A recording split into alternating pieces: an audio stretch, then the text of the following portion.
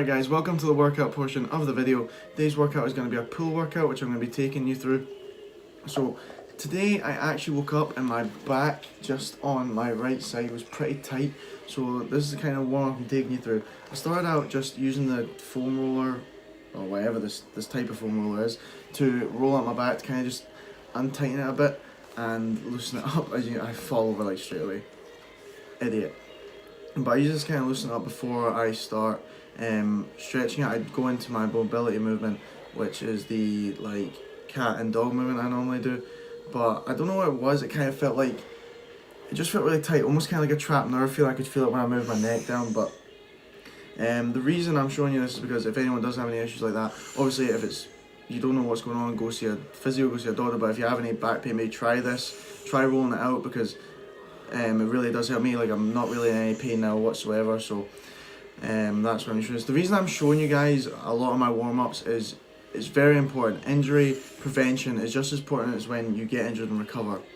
Why would you not want to probably try and avoid getting injured in the first place? That's what I've learned definitely through the injuries I've had recently, that mobility and, you know, pre-workout stretching, etc. is so important. I don't really normally stretch too much pre-workout, but when I feel something tight and it does need it, I will do it before, and then I'm trying to get more into stretching after. So after I did that, I did this little stretch here. You just kind of imagine like you're hugging like a big ball around and it stretches out your lats. You can see my lats kind of come out there. Hold that for about like 8 to 15 seconds. Then this one, you put your hands against the wall. Again, this stretches out your lats. Lean forward till you feel it.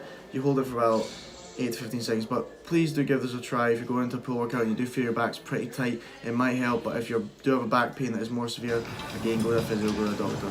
Starting off with lat pull downs, I did a warm-up set. With my first movement, I always do a warm-up set, like again 10 to 15 reps, and then I went on to 3 sets for 64 kilograms.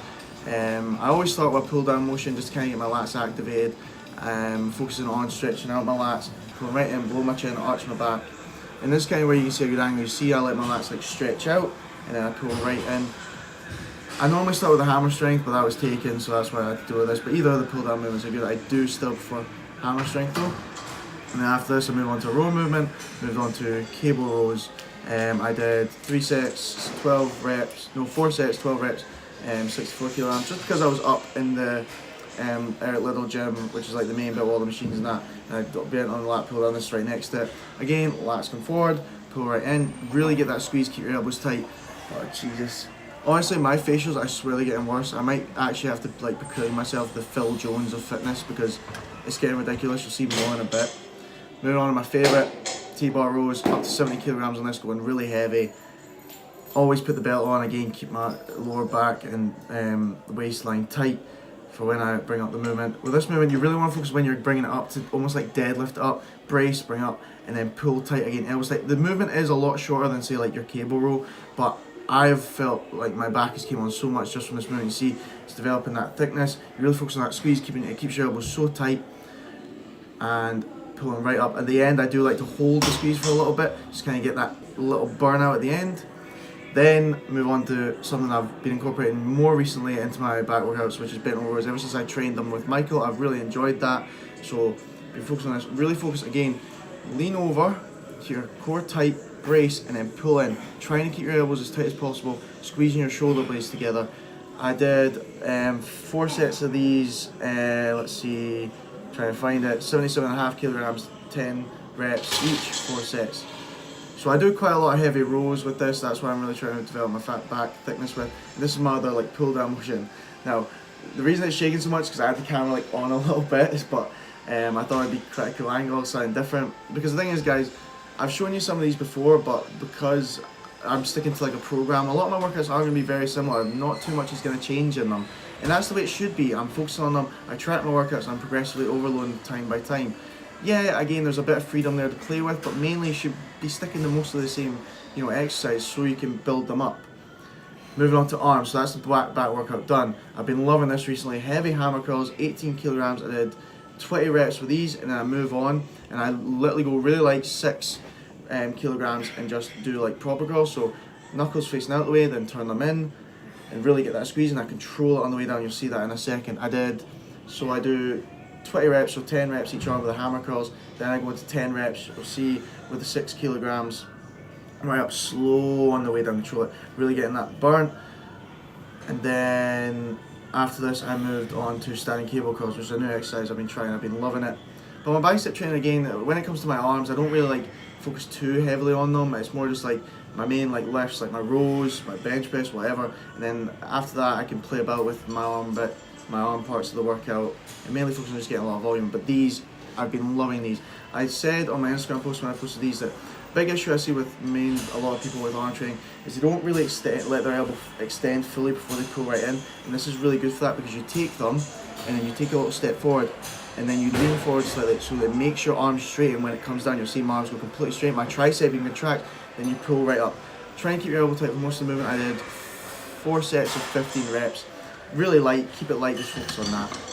Then moving on a little bit of abs. Again, I did say I was going to be doing abs, trying to do them at the start of workouts now, but I've just been managing to do them again, not patching them off like I used to. Cable crunches, I'm up to full stack now, which is 68 kilograms, which I'm really happy with, which was 4 sets of 11 reps.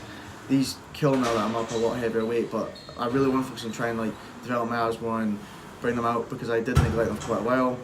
Then moving on to ab rollouts. Now ab rollouts, I did with my friend Murray back in the day. Again, working with new people, getting new types of training, taking it in and trying to include it in your own. Did that. These, like he said in one of his posts, it's like you're bracing for like a squat or a deadlift.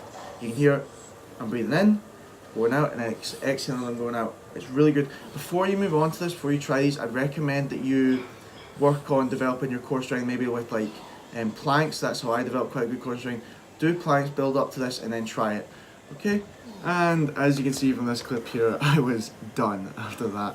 That was the last exercise in the workout. There was a lot of volume, it was very heavy, but I hope you enjoyed it. I hope you took something from this type of commentary, and I'm just going to take you into just a little bit of a physique update, because I'm like 8 weeks, something like that, into the bulk, and I'm still pretty happy with how I'm looking. I'm still holding on to my abs reasonably well. I've made a good amount of strength gains. Obviously this is with a pump, so my biceps and my back will look a little bit more inflated than normal, but I'm very happy with how I'm looking, staying relatively lean, making gains. So it's the best way. How long I'll hold on to my abs and that, I don't know, but I'm enjoying it while I still can through the summertime. But yeah, so if you enjoyed this type of commentary, leave the video a like and we'll get back to the vlog.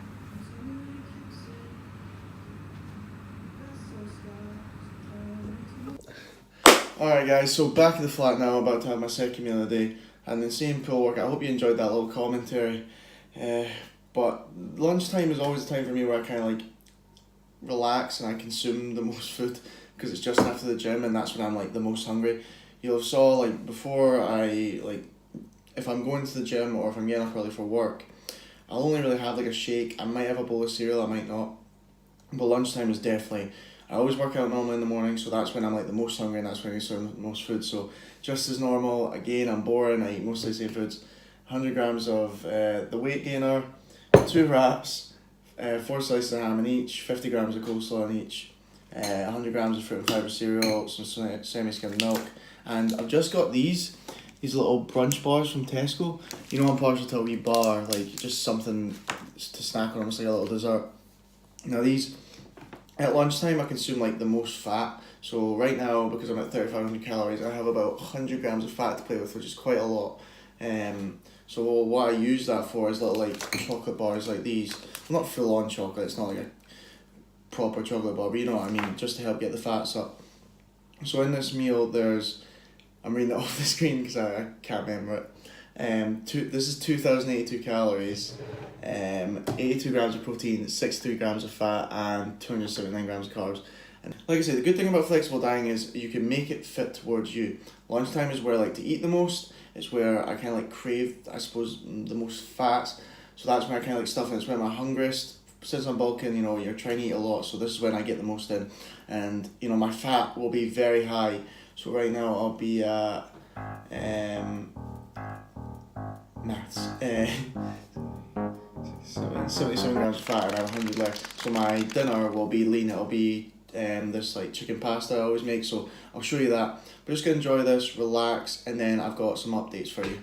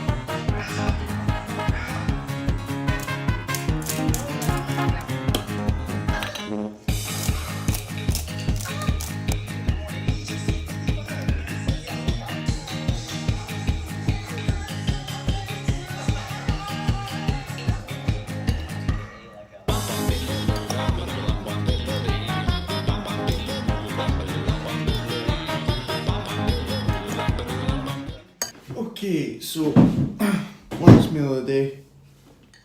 Big bowl of chicken pasta. The calories in my wish list are 828 calories. Again, I'm reading off the screen because I can never remember.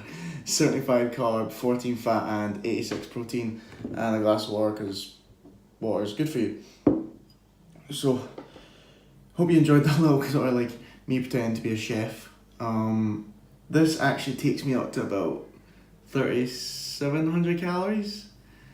I haven't been completely honest with you guys. Like 3,500 calories is like my goal, but to be honest, I've probably most days been going over that.